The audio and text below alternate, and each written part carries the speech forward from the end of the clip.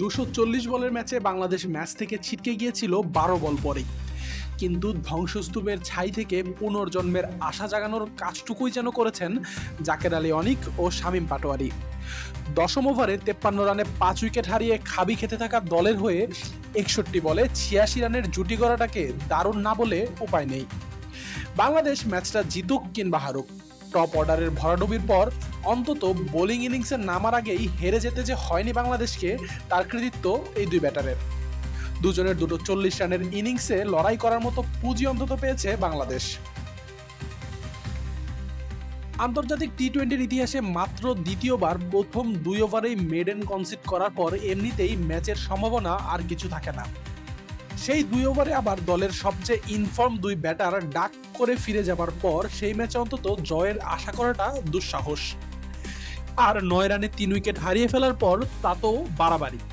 কিন্তু নিজেদের স্বভাব বিরুদ্ধ খেলাটা খেলে শেষমেশ একটা মাঝারি মানের টোটাল অন্তত দাঁড় করাতে পেরেছেন জাকের ও শামীম।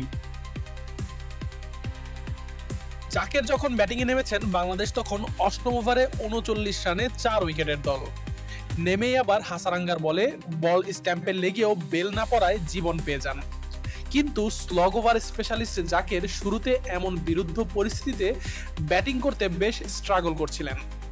কিছুক্ষণ পরেই এক প্রান্তে আগলে রাখা লিটন দাস আউট হলে কাজটা আরো কঠিন হয় জাকেরের জন্য। 34 বলের ইনিংসটায় জাকের মাত্র 2টো 4 মেরেছেন, যা রীতিমতো তার ব্যাটিং এর ধরনের সাথে পুরোপুরি বেমানান।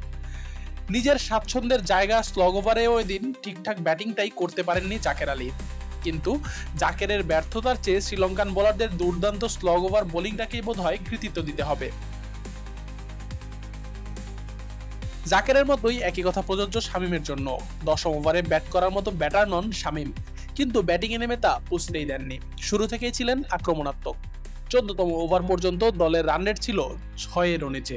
সেখানে শামীমের কৃতিত্বেই মোটামুটি মানের একটা স্কোরের স্বপ্ন দেখতে থাকে বাংলাদেশ। ইনিংসের প্রথম ছক্কাটা আসে 19তম ওভারে। পাথি রানাকে মিড উইকেটের ওপর দিয়ে উড়িয়ে মারা শামীমের ছক্কাটাই ইনিংসের একমাত্র। শেষমেশ 34 বলে 3-4 ও 1 ছক্কায় 42 রানে অপরাজিত ছিলেন শামীম। স্লগ ওভারে আর কিছু বাউন্ডারি মারলে হয়তো এই স্কোরটাকেই উইনিং স্কোরে নিয়ে যাওয়া যেত। শামীম জাকেরের 86 রানের জুটি ষষ্ঠ উইকেটে বাংলাদেশের হয়ে সর্বোচ্চ। এর আগে আফিফ হোসেন ধ্রুব ও নুরুল হাসান সোহানের 81 রান ছিল বাংলাদেশের হয়ে সর্বোচ্চ রানের জুটি। রেকর্ড জুটি গড়লেও শেষের দিকে আরো কিছু বাউন্ডারি মারতে না পারার আফসোস নিয়েই হয়তো ড্রেসিং রুমে ফিরতে হয়েছে শামীম জাকেরকে।